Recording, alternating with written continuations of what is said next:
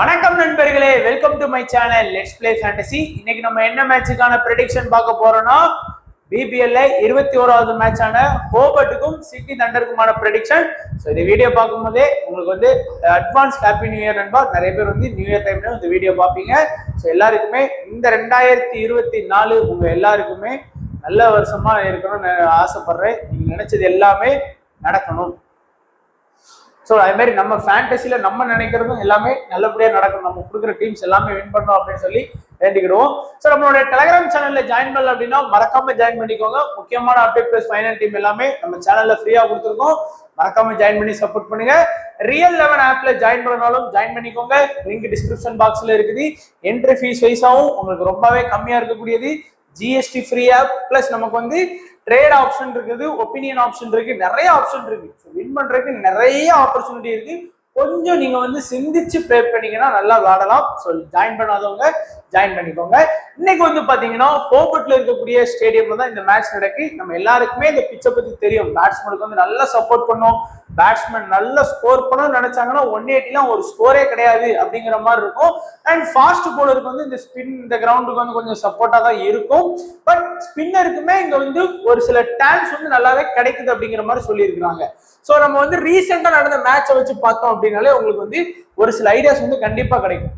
ரெனகட்ஸ் versus Hobart இந்த match வந்து பாத்தீங்கன்னா ஸ்கோர் வந்து ஒரு 180+ வந்து போயிருக்கு. ஸோ அவங்க சொன்ன மாதிரி ஓரளவுக்கு ஒர்க் ஆயிருக்கு. அண்ட் ஃபாஸ்ட் போலர்ஸ் வந்து 6 விக்கெட்டும் ஸ்பின்னர் வந்து 3 விக்கெட்டும் ஸ்கோர் பண்ணியிருக்காங்க. செகண்ட் பேட்டிங் பண்ண ஹோபர்ட் வந்து 6 விக்கெட் வித்தியாசத்துல வின் பண்ணியிருக்காங்க. இங்க வந்து பார்த்தோம்னா Hobart versus stars, Melbourne stars வந்து மழையினால இந்த மேட்ச் கொஞ்சம் இதாகி கடைசியில் வந்து பாத்தீங்கன்னா 7 விக்கெட் வித்தியாசத்துல செகண்ட் பேட்டிங் பண்ண டீம் வின் பண்ணியிருக்காங்க. ஃபாஸ்ட் 7ம் ஸ்பின்னரும் அவங்களுக்கு ஈக்குவலா வந்து பாத்தீங்கன்னா விக்கெட்ஸ் வந்து ஸ்கோர் பண்ணியிருக்காங்க. இந்த மேட்ச் வந்து ஒரு 150+ ஸ்கோர் வந்து வந்திருக்கு. ஸோ கவனமா கொஞ்சம் பார்த்துக்கோங்க. ரெக்கார்ட் வைஸா பாத்தீங்க அப்படின்னா டோட்டலா நமக்கு இது வரைக்கும் பாத்தீங்க அப்படின்னா இந்த சீசன் தான் நம்ம பேசுறோம். ஸோ 2 மேட்ச் வந்து நடந்திருக்கு இந்த சீசன்ல. அதுல 2மே பாத்தீங்கன்னா பேட்டிங் செகண்ட் பண்ண டீம் தான் வின் பண்ணியிருக்காங்க. ஸோ யார் டாஸ் வின் பண்ணி பேட்டிங் செகண்ட் பண்றாங்களோ அவங்களுக்கு கொஞ்சம் அட்வான்டேஜா டீம் போட ட்ரை பண்ணுங்க. 0ல இருந்து 150க்குள்ள ஒரு இன்னிங்ஸ், 169க்குள்ள ஒரு இன்னிங்ஸ், 189க்குள்ள 2 இன்னிங்ஸ், 190+ பாத்தீங்கன்னா இது வரைக்கும் ஸ்கோர் போல. ஹை ஸ்கோர் வந்து பாத்தீங்கன்னா இதுக்கு அப்படியே ஆப்போசிட்டா நம்ம மென்ஷன் பண்ணிருக்கோம். ஹை ஸ்கோர், லோ ஸ்கோர் கவனமா பாத்துக்கோங்க. ஆவரேஜ் ஸ்கோரா 180 வந்து வரும் அப்படின்னு நீங்க எதிர்பார்க்கலாம். ஃபர்ஸ்ட் வந்து ஹோபர்ட்டுக்கான ப்ரெடிக்ஷன் பார்த்துடலாம். ஸோ ஹோபர்ட்டை பொறுத்த வரைக்கும் ஒருவேளை இதுல வந்து பாத்தீங்கன்னா ஏதாச்சும் அப்டேட் இருந்தது, பிளேயிங் லெவல்ல அவங்களோட ஸ்குவாட் திடீர்னு சேஞ்ச் பண்றாங்க. ஸோ சேஞ்ச் பண்ணி எதுவும் அப்டேட் இருந்தா கண்டிப்பா டெலகிராம்ல கொடுத்துட்றேன். புது வருஷமாதுமா என்ன எதுவும் திட்டிராதீங்க. ஸோ இப்போ வந்து இன்னிங்ஸ் ஓபன் பண்றது ஜேவலும், அடுத்து வந்து மேத்யூ வேர்டு தான் இன்னிங்ஸ் ஓபன் பண்றாங்க. இதுல வந்து பாத்தீங்கன்னா ஜீவலால வந்து பாத்தீங்கன்னா கன்சிஸ்டன்சியா எல்லா மேட்சுமே அவரால் ஒரு 30+, ஒரு 25+ அந்த மாதிரி ஸ்கோர் பண்ணி கொடுக்க முடியல. அடிச்சன்னைக்கு ஒரு நல்ல ஸ்கோர் அடிக்கிறாரு 40+. இதுவும் பாத்தீங்கன்னா ஒரு 40 ரன்னுக்கு மேல அதிகமா அடிக்கிறாரு. மத்த நாள் பாத்தீங்கன்னா பெருசா வந்து ஸ்கோர் பண்ணாமலேயே போயிருக்கிறாரு. அதனால அவரால் கன்சிஸ்டன்சியா ரன் கொடுக்கல தவிர அடிச்சன்னைக்கு பயங்கரமா ஸ்கோர் பண்றாரு. அது ஒரு நல்ல ஆப்ஷனும் மைனஸும் இருக்கு. அடுத்து மேத்யூ வேர்டும் அதே மாதிரிதான். 3 மேட்ச் பாத்தீங்க அப்படின்னா அவர் வந்து ஃபிளாப், 2 மேட்ச் ஃபிளாப்பான ரிசல்ட்டும், ஒரே ஒரு மேட்ச் மட்டும் 82 ரன் ஸ்கோர் பண்ணாரு. மேத்யூ வேர்டையும் நீங்க வந்து கொஞ்சம் ஃபார்ம்ல தான் ஆடினார் இதுக்கு முன்னாடி நடந்த சீரீஸ் எல்லாமே. அதனால கொஞ்சம் எக்ஸ்பீரியன்ஸ் பிளேயர் பிபிஎல் பொறுத்த வரைக்கும் ட்ரை பண்ணிக்கோங்க. அடுத்து ரைட்டு பாத்தீங்கன்னா விளாண்ட 2 மேட்சுமே ஒரு நல்ல ஒரு ஆவரேஜா ஸ்கோர் ஆடிட்டு இருக்காரு. கரண்ட்ல வந்து நல்ல ஃபார்ம்ல ஆடிட்டு இருக்காரு. அடுத்து சாம் ஹேன் வந்து பாத்தீங்கன்னா அவுட் ஆஃப் ஃபார்ம்ல தான் இருக்கிறாரு. 3 ரன்னு, டக்கு 14, 11. அவரோட ஹையஸ்டே பாத்தீங்கன்னா 14 தான். இந்த பிபிஎல் சீசனை பொறுத்த வரைக்கும் கொஞ்சம் அவுட் ஆஃப் ஃபார்ம்ல தான் இருக்காரு. அதே மாதிரிதான் நம்ம அண்ணன் டிம் டேவிடும் பாத்தீங்கன்னா 1, 12, 12, 1 இந்த மாதிரிதான் ஸ்கோர் பண்ணிட்டு இருக்காரு. ஒரு 15 ரன் வந்து தாண்டவே இல்லை.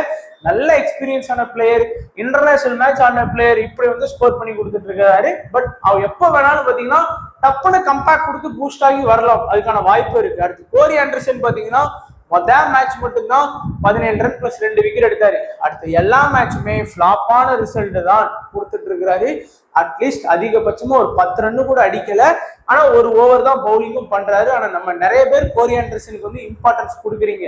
கோரி ஆண்டர்சனை விட யாராச்சும் கம்ப்ளீட்டா 4 ஓவர் பவுலிங் பண்ணக்கூடிய பவுலர்ஸ் கூட நீங்க தாராளமா இம்பார்ட்டன்ஸ் கொடுக்கலாம். ஏன்னா கோரி ஆண்டர்சனை பொறுத்த வரைக்கும் இந்த ஒரு மேட்ச் அடிச்சதுனால எல்லா மேட்சுமே அவர் அப்படி ஸ்கோர் பண்ணிடுவான்னு கிடையாது. ஏன்னா அவர் வந்து பாத்தீங்கன்னா கன்சிஸ்டன்சி எல்லா மேட்சுமே ஒரு விக்கெட்டு ஒரு 15 ரன் அந்த மாதிரி ஸ்கோர் பண்றக்கூடிய பிளேயர் கிடையாது. நீங்க பாத்தீங்கன்னா தெரியும், எப்பயாச்சும் தான் வந்து அந்த மாதிரி ஸ்கோர் பண்றாரு. மேபி இந்த மேட்ச் கூட அவர் வந்து ஒரு 20 ரன்னும் ஒரு விக்கெட் எடுக்கலாம். ஆனா மத்த 3 மேட்ச் அவர் எடுத்தது உங்களுக்கு லாஸ்ட்ல தான் போகும். அதனால கொஞ்சம் கவனமா பாத்துக்கோங்க. சௌத்ரியை பொறுத்த வரைக்கும் நல்லாவே ஆடுறாரு. அவருக்கான பேட்டிங் சான்ஸ் வந்து ப்ராப்பரா கிடைக்கிற டைம்ல வந்து கண்டிப்பா சூப்பரா ஸ்கோர் பண்றாரு. நல்லா பயங்கரமா அதிரடியாவும் ஆடுறாரு. அடுத்து கிறிஸ் ஜோர்டான் தான் அந்த டீமோட டெத்ல வந்து பவுல் பண்றாரு. மேபி அவர் வந்து பாத்தீங்கன்னா மேக்சிமம் 4 ஓவர் கம்ப்ளீட் பண்ணக்கூடிய பவுலராகவும் இருக்கலாம். ஆனா விக்கெட் டேக்கிங் பவுலரா கேட்டீங்கன்னா கண்டிப்பா கிறிஸ் ஜோர்டான் வந்து விக்கெட் டேக்கிங் பவுலர் கிடையாது. அதாவது எல்லா மேட்சுமே அவரால் விக்கெட் எடுத்து கொடுக்க முடியாது.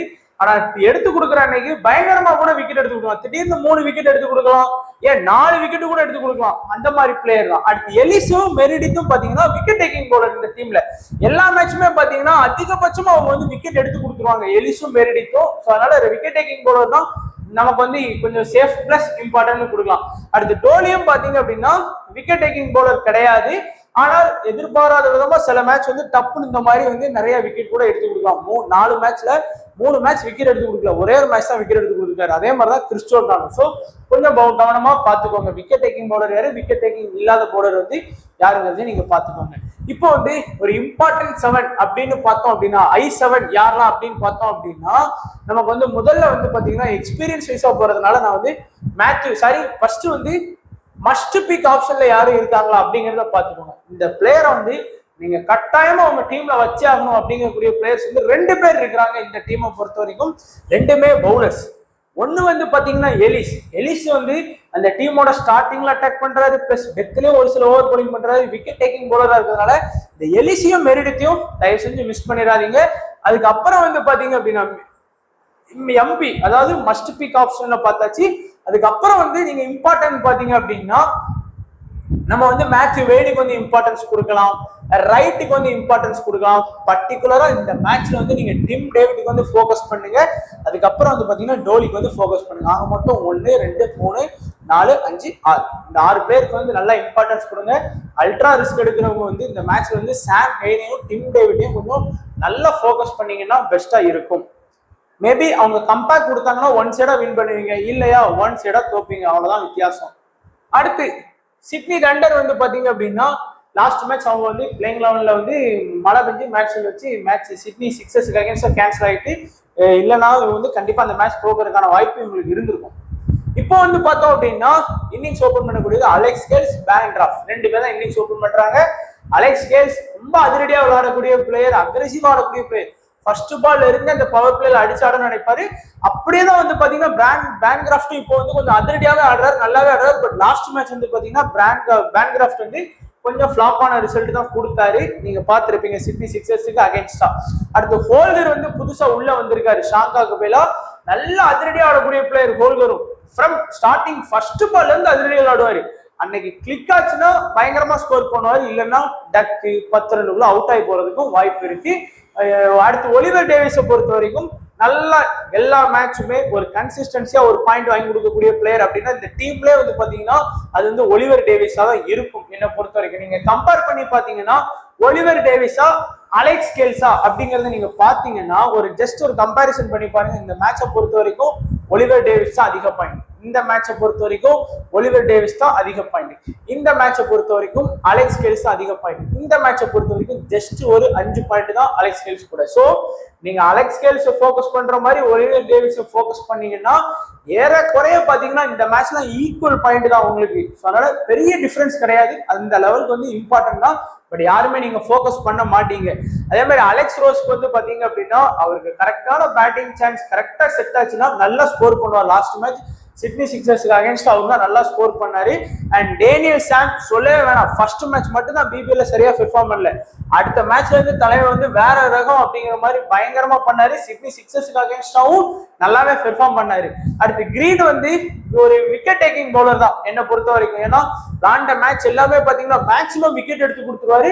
பிளஸ் அவருக்கு வந்து ஒரு பேட்டிங் பேக்கப்பும் இருக்கு. ஸோ மினிமம் பாத்தீங்கன்னா ஒரு 20 ரன்னோ ஒரு 15 ரன் எவ்வளவு ரன் அடிச்சு கொடுத்தாலும் அது நமக்கு ஆப்ஷன்ல வந்து நல்ல போர்டு தான். அதனால கிரீனுக்கு வந்து பேட்டிங் ஆப்ஷனும் பேக்கப்பும் இருக்கு. சாந்தூர் நல்ல எக்ஸ்பீரியன்ஸான bowler, last match 3 over bowling பண்ணி ஒரு விக்கெட் எடுத்து கொடுத்தாரு. மெக்காண்ட்ரோ இந்த சீசன்ல நம்ம சொன்ன மாதிரி பெருசா வந்து அவர் வந்து ஜொலிக்கவே இல்லை. 4 மேட்ச் ஆடி விக்கெட் எடுக்காத பவுலரா இருக்காரு. அடுத்து ஹேட்சர் வந்து பாத்தீங்கன்னா நல்ல ஸ்டம்புக்குள்ள பால தூக்கி போடக்கூடிய ஒரு பவுலர். பெருசா வந்து விக்கெட் வந்து எடுத்து கொடுக்கல. ரெண்டு மேட்ச்ல 3 மேட்ச்ல 2 விக்கெட் எடுத்து கொடுத்திருக்காரு. அண்ட் சாங்கா விக்கெட் டேக்கிங் பவுலரா இருக்காரு. விளாண்ட எல்லா மேட்சுமே, அதாவது 4க்கு 3ல வந்து விக்கெட் எடுத்து கொடுத்திருக்கிறாரு. இப்போ மஸ்ட் பிக் ஆப்ஷன்ல இந்த டீம்ல யாரெல்லாம் இருக்கு அப்படின்னு பார்த்தோம் அப்படின்னா ஒன்லி ஒன் பிளேயர் சொல்லலாம், டேனியல் சாம்ஸ். இவர் தான் வந்து பாத்தீங்கன்னா மஸ்ட் பிக் ஆப்ஷன்ல வந்து இந்த டீம்ல வந்து இருக்கிறாரு. மற்ற எல்லாருமே வந்து பாத்தீங்கன்னா சேஃப் ரிஸ்க் அப்படிங்கிற மாதிரி சூஸ் பண்ணலாம். ரெண்டாவது வந்து பாத்தீங்கன்னா என்ன பொறுத்த வரைக்கும் பேன்கிராஃப்டை ஃபோக்கஸ் பண்ணுங்க, ஒலிவர் டேவிட்ஸை ஃபோக்கஸ் பண்ணுங்க, ஹோல்கரை ஃபோக்கஸ் பண்ணுங்க, அடுத்து இந்த கிரீனை ஃபோக்கஸ் பண்ணலாம், அடுத்து ஷாங்கா, மெக்காண்ட்ரோ. ஸோ 1 2 3 4 5 6 7 இந்த 7 பிளேயரையுமே நல்லா ஃபோக்கஸ் பண்ணுங்க. கேப்டன் வைஸ் கேப்டன் நான் சொல்லணும்னு அவசியமே இல்லை, உங்களுக்கே தெரியும் டேனியல் சாம்ஸ் தான். மோஸ்டா எல்லா ஆப்போனண்ட்டுமே வந்து பாத்தீங்கன்னா கேப்டனா வந்து சாம்ஸ் தான் வந்து நம்மளோட டீம்ல வந்து ட்ரை பண்ணுவாங்க. வைஸ் கேப்டனா பாத்தீங்க அப்படின்னா பேன்கிராஃப்டை சூஸ் பண்ணலாம், நீங்க மேத்யூ வேடையும் சூஸ் பண்ணி பார்க்கலாம். 2 பேருமே பெஸ்ட் வீசியா இருக்கிறதுக்கான வாய்ப்பு இருக்கு.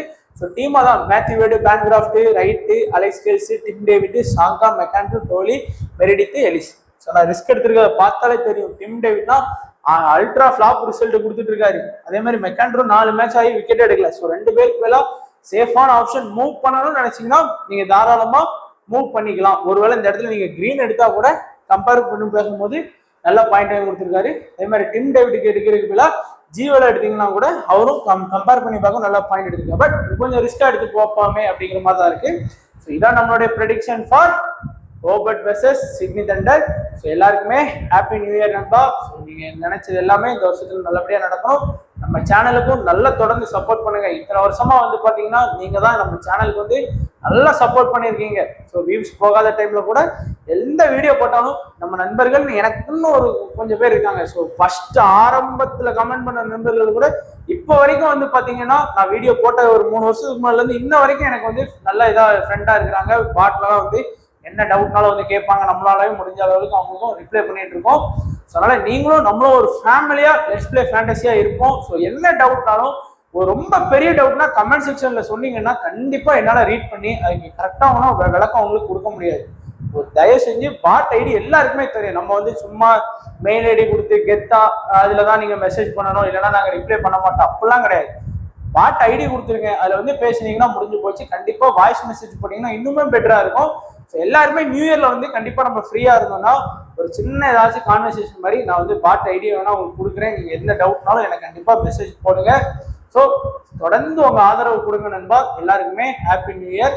ஸோ வீடியோ பார்த்த எல்லா நண்பர்களுக்கும் நன்றி, வணக்கம். தேங்க்ஸ் ஃபார் வாட்சிங் நண்பா.